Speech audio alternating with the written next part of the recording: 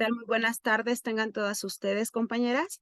Vamos a dar inicio a lo que es nuestro webinar. Les voy a compartir en pantalla los puntos que vamos a estar tocando. Si me permiten, en un momentito les comparto la pantalla. Aquí está. Nada más me confirman que todos la vean, por favor. Y vamos a dar inicio. Aquí iniciamos. Bueno, vamos a presentar lo que es un webinar. Nuestra asignatura está a cargo del catedrático doctor Gildardo Vila Ordóñez. Nuestra asignatura es Análisis del Sistema Educativo Mexicano y estamos en la unidad 2, la reforma educativa actual en el marco del desarrollo social. Y bueno, esta es parte de nuestra aportación que queremos compartir con todos ustedes que nos acompañan. Muchísimas gracias por estar aquí. Quiero, antes de iniciar, presentar a mi equipo, a los integrantes del mismo, y quiero iniciar con la maestra en educación, Ángel Bartolón Edith. Bienvenida, maestra. Buenas tardes, muchas gracias. La maestra en educación, Aguayo Vergara Norma Angélica. Bienvenida, maestra. ¿Qué tal? Un gusto. Buenas tardes. La maestra González González Susana. Bienvenida, maestra. Buenas tardes, por aquí andamos. Bueno, una servidora, Ortiz Morales Blanquestela. Pues bueno, vamos a dar inicio a lo que es este tema tan interesante que es la reforma constitucional en materia educativa que nos otorga el Sistema Educativo Nacional. Y bueno, contemplando algunos de los elementos que queremos tocar dentro de lo que es este pequeño seminario, es cómo impulsar su mejoramiento y cómo se fortalece lo que es la equidad. ¿Cómo es que se da esta pauta para la promulgación de la Ley General del Servicio Docente? ¿Cómo estas leyes secundarias nos llevan a un punto de partida más no al destino como tal? ¿Cómo es que se han aprobado estas reformas educativas y qué es lo que se busca con ellas en esta plataforma de construcción? ¿Y cuáles son los verdaderos objetivos que tenemos y cuáles son los principales ejes de esta reforma constitucional en materia educativa?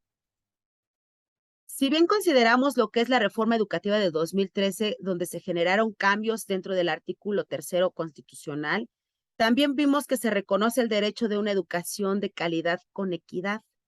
Y de cierta forma se incorporó lo que fue la evaluación educativa como un mecanismo para alcanzar estos objetivos, que lejos de cualquier otra cosa, lo que se busca o lo que se pretende es que los organismos magisteriales como lo es el INE y la SEP entren dentro de todo este juego de la reforma educativa y que se dé lo que es la iniciativa como tal para que la calidad de la educación cada vez sea más y más, ¿ok? Bueno, vamos a ver, yo elegí esta pequeña frase que a mí me llamó mucho la atención, que educar es tarea de todos. ¿Cómo ven? ¿Estamos de acuerdo que educar es tarea de todos o solamente le pertenece a algunos organismos, le pertenece a nuestro señor presidente, a los docentes, a los alumnos? ¿De quién es esta parte de una educación con calidad? Y por eso queremos ver, justamente nosotros queremos tocar lo que son los ejes prioritarios dentro de la reforma educativa del 2013. Y dentro de ellos encontramos lo que son los materiales y métodos que para este punto me va a apoyar la maestra Edith. Adelante, maestra. Hola, ¿qué tal? Bueno, dentro de los materiales y métodos en la reforma educativa del 2013, se tiene pensado que todo esfuerzo que se haga, toda aportación que se haga va enfocado al aprendizaje de los niños. Por eso se crea un nuevo programa de estudios en el año 2017 con un enfoque humanista y centrado en la enseñanza del niño, en el aprendizaje del alumno. ¿Sí? Nos dice que se deben de desarrollar aprendizajes claves. Los aprendizajes claves vienen a sustituir lo que es el enfoque por competencias que veníamos manejando anteriormente.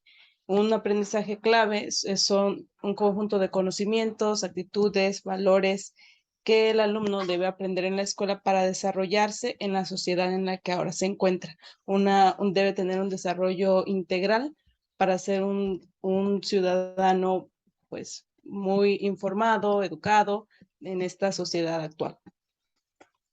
Muchas gracias, maestra. Entonces podemos rescatar lo que son los aprendizajes clave como palabras, como importantes dentro de lo que acabas de mencionar en tu aportación y lo que es la educación integral. ¿Estamos de acuerdo, maestra? Así es, sí, así Muchas es. gracias, maestra. Y dentro de lo que es la organización escolar, maestra Norma, adelante.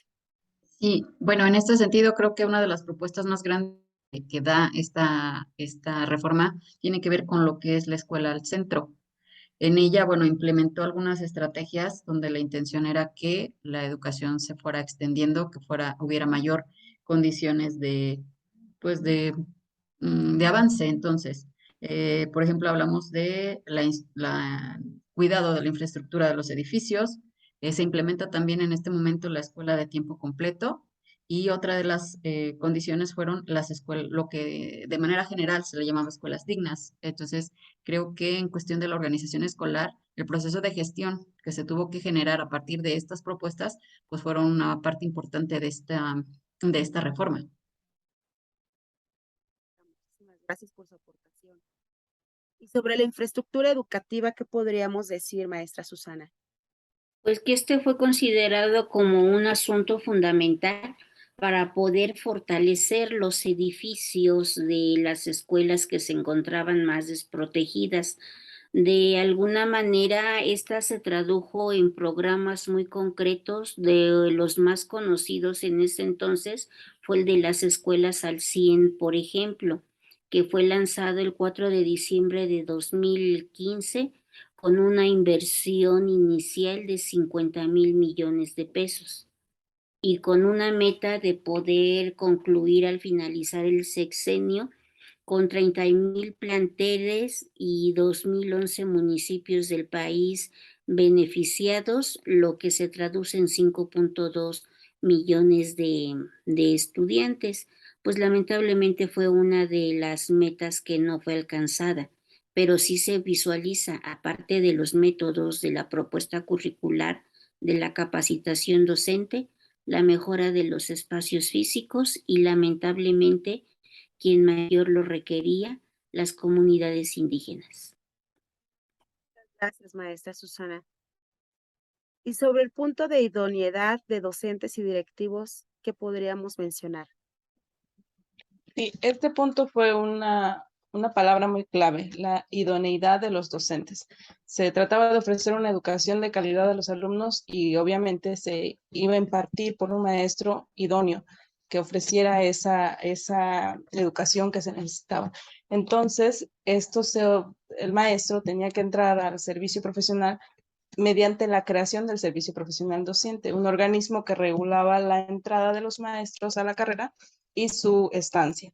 Entonces ahí viene lo que es la evaluación a los docentes para el ingreso y la evaluación también para la promoción hacia un nivel más alto y también para la permanencia. Si un directivo, un supervisor quería acceder a un puesto más alto, pues tenía que hacer mediante un examen.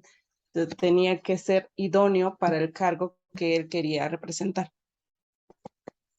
Maestra, entonces podemos rescatar que es el servicio profesional de docentes, el proceso de la evaluación y su formación inicial como tal. Así es. Desde ahí Muchas se gracias. comienza a guiar el servicio. El servicio. Muy bien, maestra. Muchísimas gracias. Sobre la evaluación y la mejora continua, maestra Norma. Bueno, creo que complementando lo que la maestra Edith menciona, tiene que ver precisamente con que en este momento de la reforma educativa de 2013 surge el Instituto Nacional para la Evaluación y este es el que centra un poco el trabajo de lo que sería después el servicio profesional docente en el proceso justo de la valoración de lo que el docente requiere para poder estar frente a grupos.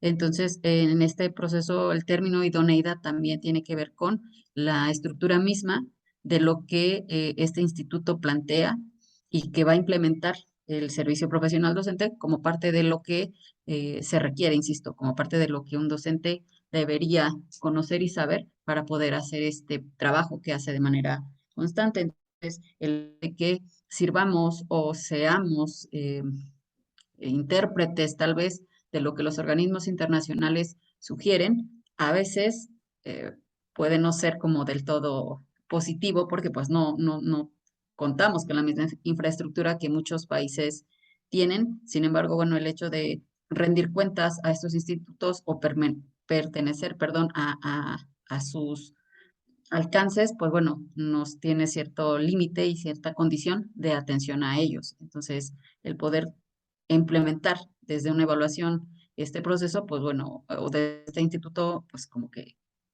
cerró y abrió al mismo tiempo oportunidades de fortalecer los procesos evaluativos hacia los docentes. Podríamos decir que es como un mecanismo solamente para alcanzar la calidad de equidad de la educación.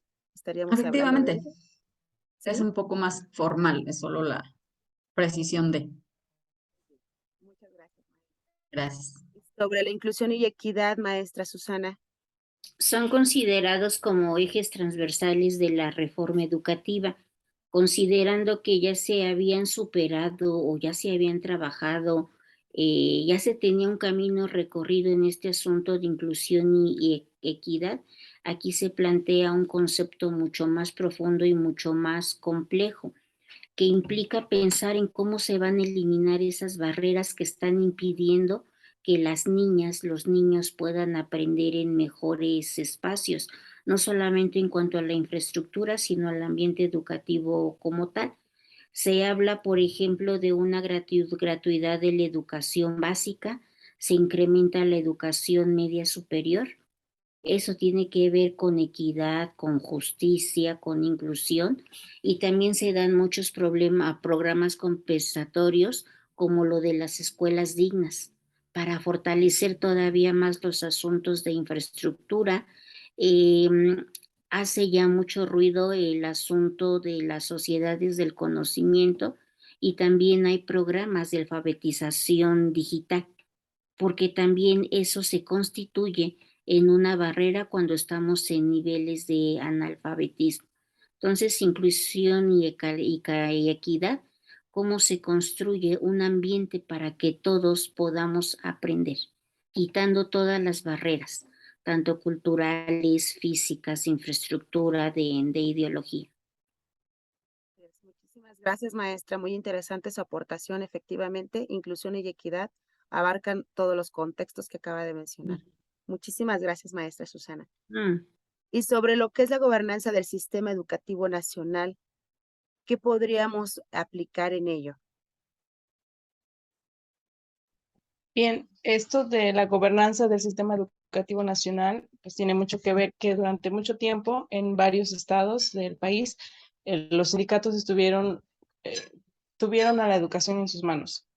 Entonces, pues es como que separar el sindicato de sus actividades propias con las del sistema educativo nacional. O sea, el sistema educativo nacional es el que se va a dedicar a diseñar la educación en el país, no en manos del sindicato ni en otras organizaciones que no sea el sistema educativo nacional. Gracias, maestra, por su aportación.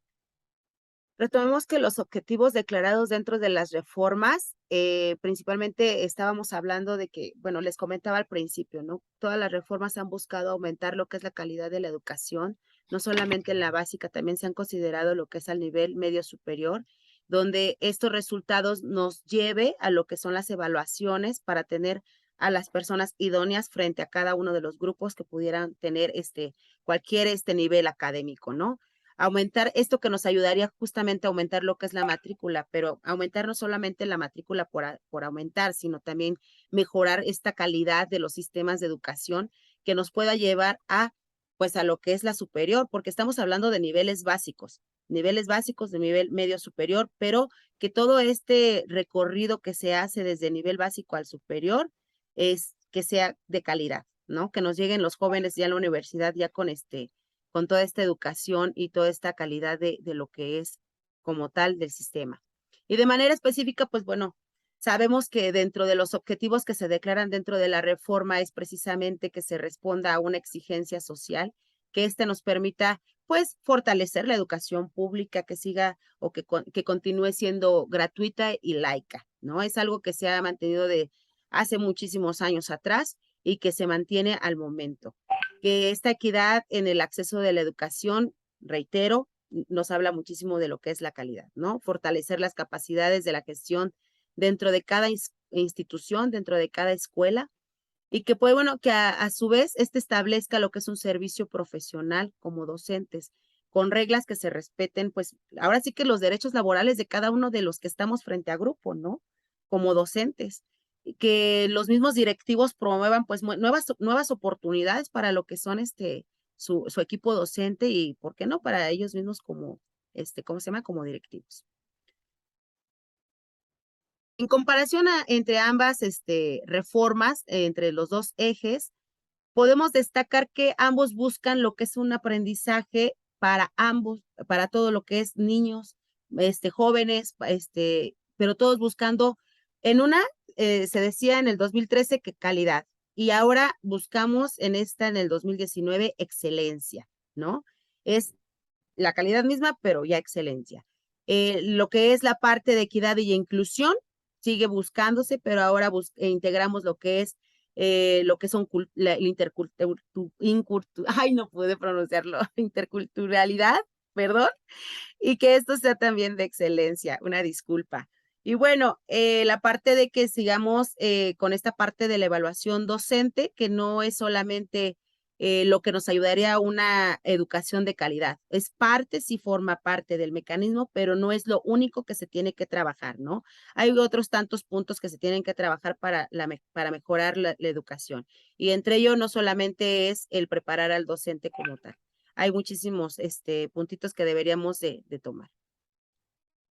Y bueno, yo tengo aquí unas preguntas detonadoras, con mis compañeras. Me gustaría que compartiéramos pues nuestro punto de vista ante esto, ¿no? Y la primera, maestra Norma, pues ayúdame con esta primer pregunta que Claro. dice, ¿de qué o de quién depende que la actual reforma educativa alcance el objetivo que se ha propuesto en torno a ofrecer a la población ese desarrollo incluyente, equitativo y sostenible?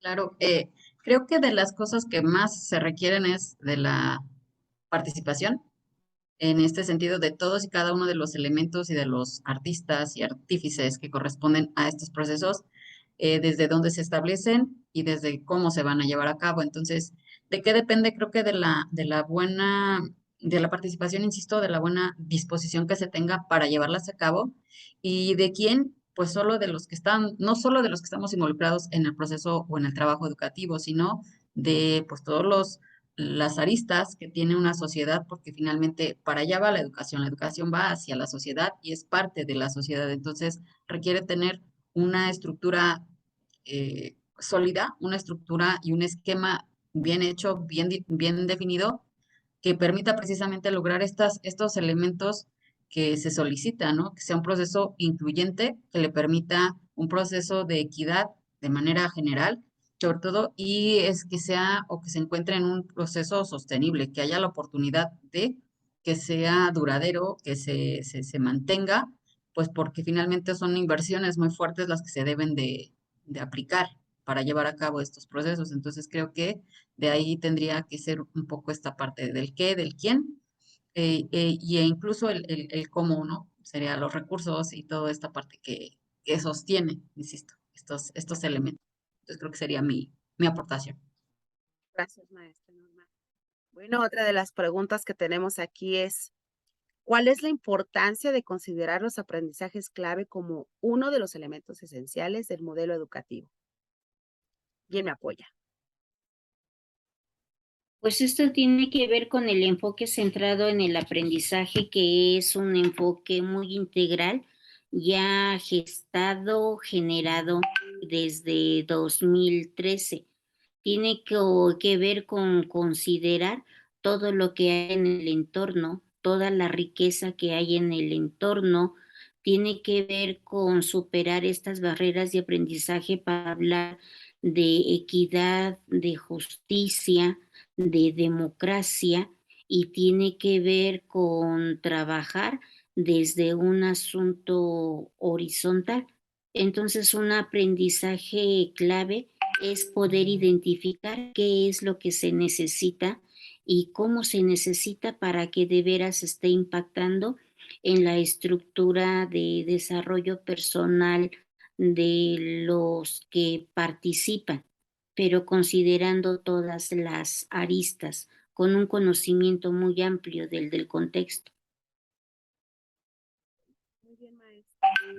Le agradezco mucho su aportación y efectivamente, bueno, creo que como retos educativos tenemos y siempre vamos a tener y es una constante evolución como tal, ¿no?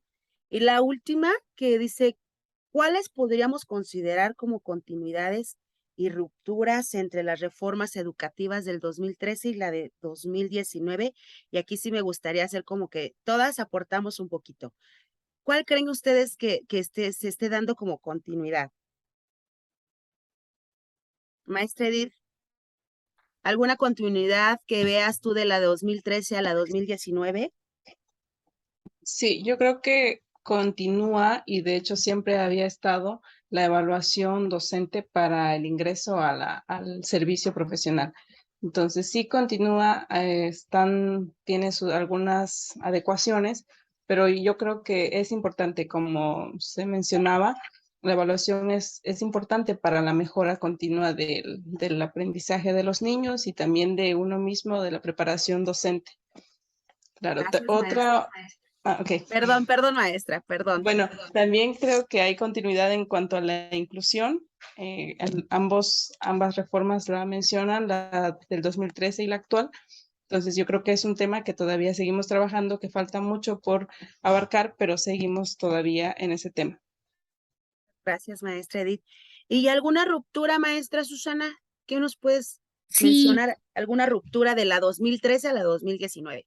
yo creo que sí, y coincido completamente con Edith. Si estamos hablando ahorita de una educación comunitaria, inclusión, calidad, excelencia, es porque hay condiciones que se han venido construyendo desde reformas atrás. ¿En donde creo yo que está la ruptura muy fuerte? En el discurso ideológico de las cabezas.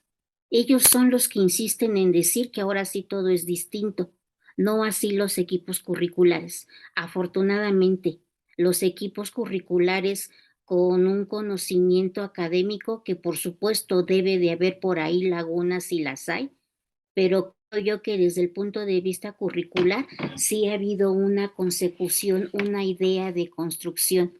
En donde veo yo la ruptura más fuerte en el discurso ideológico de las cabezas, en querer segmentar que antes estaba mal y ahora está bien, creo yo. Y pero reconozco que tengo que leer con mayor detalle la propuesta. Gracias, maestra Susana. Efectivamente, bueno, esa es una parte muy importante. Hasta el momento se han tocado los puntos que se ha dado continuidad y que ha habido algunas rupturas, pero todavía tenemos por ahí alguna otra, maestra Norma, algo que puedas considerar tú como una continuidad de la 2013, de la reforma 2013 a la 2019. Ay, perdón. No, Como continuidad, considero que estos procesos valorativos, que esta parte de la evaluación me llama la atención, estos procesos valorativos hechos hacia los docentes, pues se mantienen.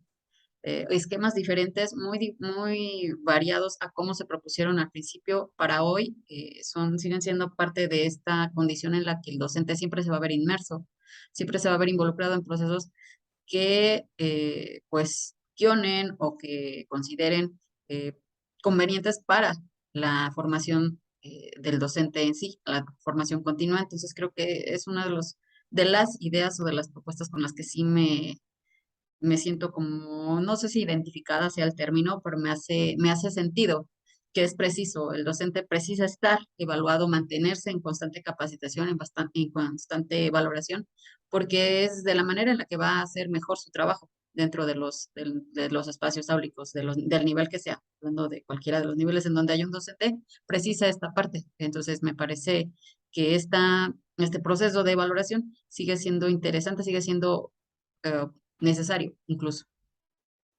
maestra, gracias por tu aportación.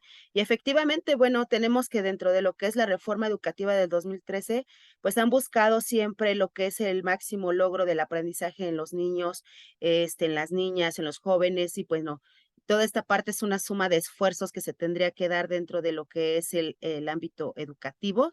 Y de igual forma en la 2019 se está buscando este máximo logro de aprendizaje.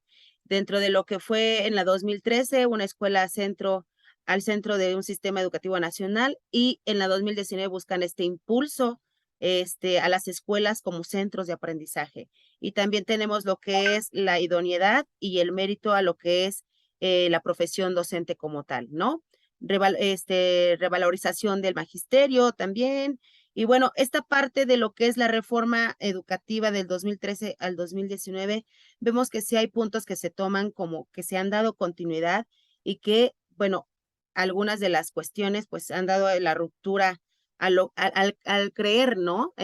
Como docentes ya están a veces incrédulos en que va a funcionar la reforma, pero por ahí tenemos varios puntos que tenemos que trabajar nosotros también como personas, porque somos, aparte de ser docentes, somos parte de esta sociedad y tenemos que contribuir ante estas reformas que se nos presentan. Bueno, y como parte de conclusión, les agradezco muchísimo su aportación a cada una de ustedes. Me fue muy grato trabajar con ustedes y aprender de cada una. Y bueno, sí me gustaría que cada una me diera pues su aporte para ya cerrar nuestro webinar, nuestro trabajo colaborativo y demos una conclusión. ¿Quién gusta empezar?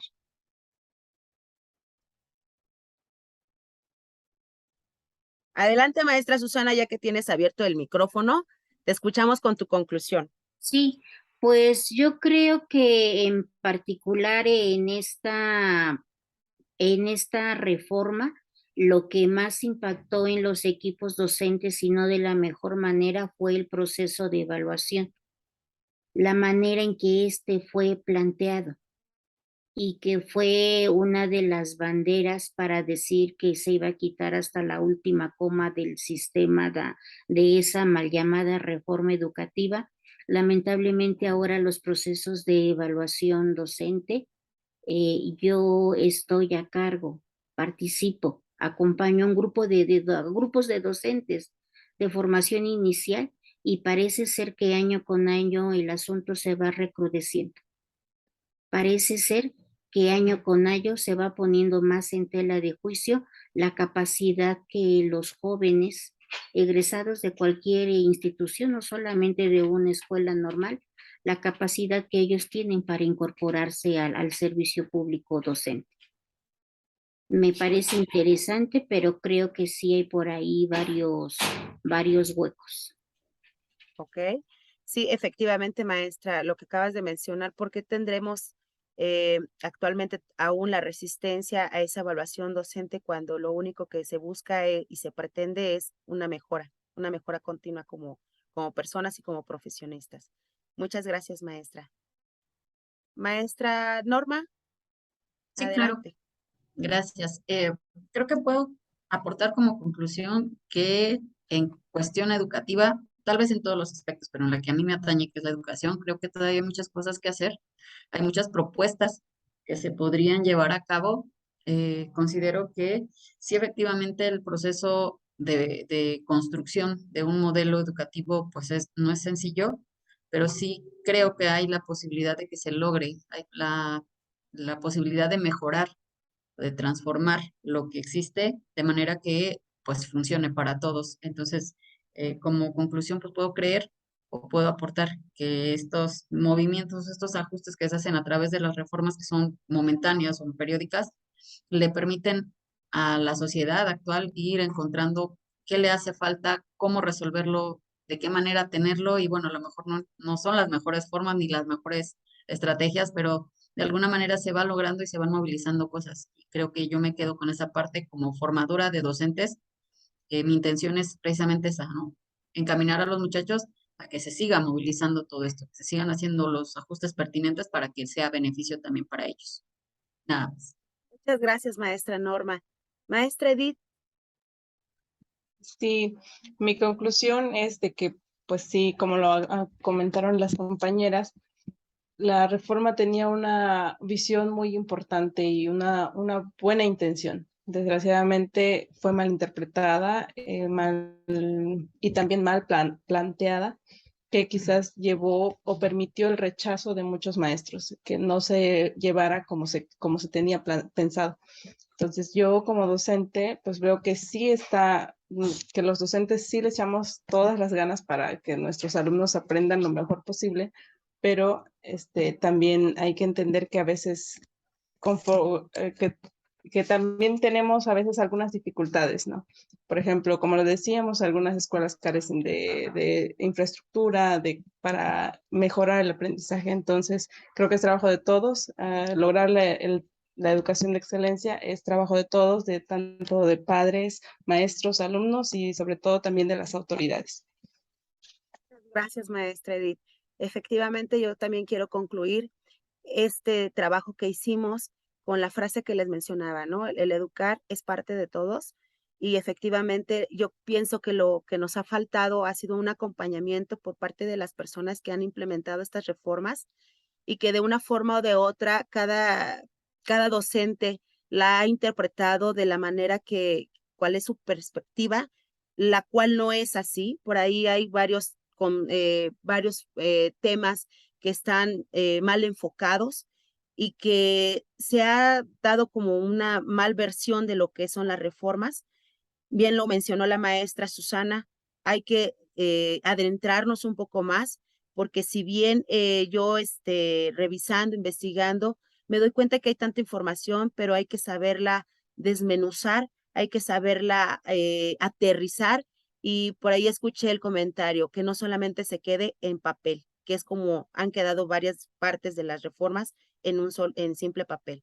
Les agradezco muchísimo su tiempo a cada una de ustedes. Espero que les haya agradado este webinar, que todos hayamos aportado al conocimiento de quienes vayan a verlo. Y bueno, no me resta más que agradecerles, que pasen una excelente tarde. Hasta luego. Hasta luego, Hasta gracias. luego. Gracias, muy amable. Gracias. Gracias.